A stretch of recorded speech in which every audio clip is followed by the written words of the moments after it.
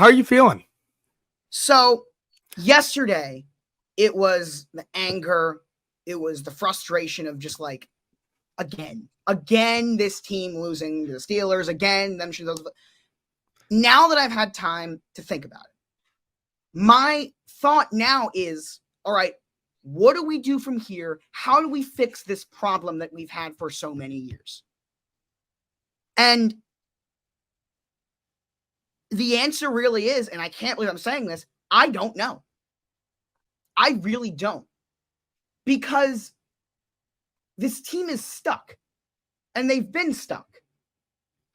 If you want your team to go to the playoffs, maybe win a playoff game, this team will do that every single year, and they are on pace to do that again. Despite how bad they looked yesterday, there is no part of me that feels anything about them possibly missing the playoffs or them not, at the very least, coming close to winning a playoff game. They're going to do that. They always do that. So, yeah, I think a lot of it falls on coaching, but then, so then you say, oh, that's all right, fire Harbaugh. Then the conversation becomes, who is out there that is going to do a better job than John Harbaugh? Because he's a good coach. He's always been a good coach, and he still is a good coach. So in the event the Ravens fire John Harbaugh, who do you bring in that would be available, that would be an upgrade? Don't even put that comment up.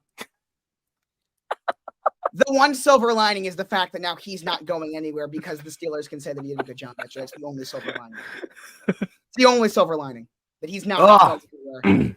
But look, so I made a decision yesterday.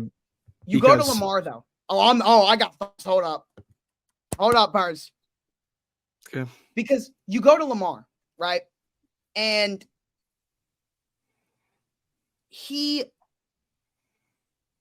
there's two ways of looking at it.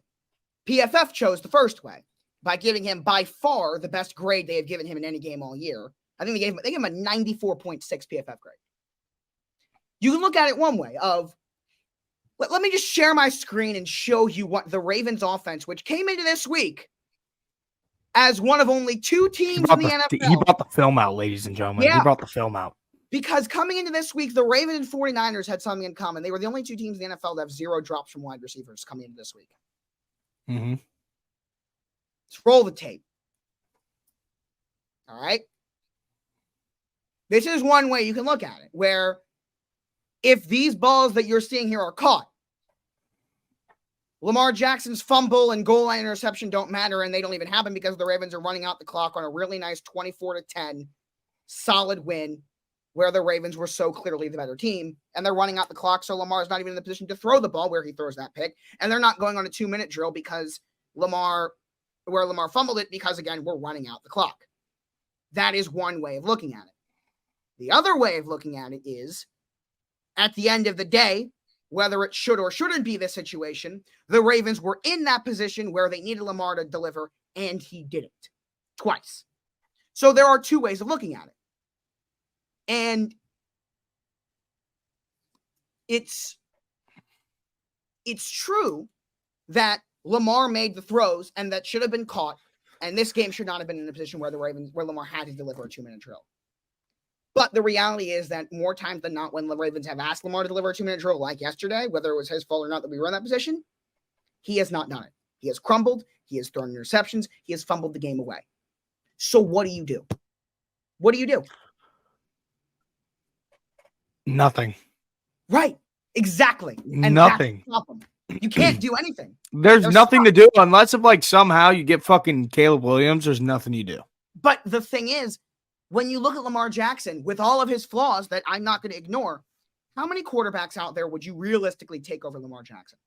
Realistically, Mahomes, Allen, Burrow, that's about anybody right now. You don't trade any Lamar Jackson for anyone right now. That's my point. And you can't, even if you wanted to, because you just paid him all that money. And even if they wanted to, they shouldn't, because he is a guy and he's one of the best quarterbacks in the NFL. So now you're going to have to cry yourself to sleep every night because sadly you're going to make the playoffs and you might win a playoff game, but you'll never win. And then they're going to crumble in the playoffs again. And they're stuck. That sounds like a rough life, Joshua.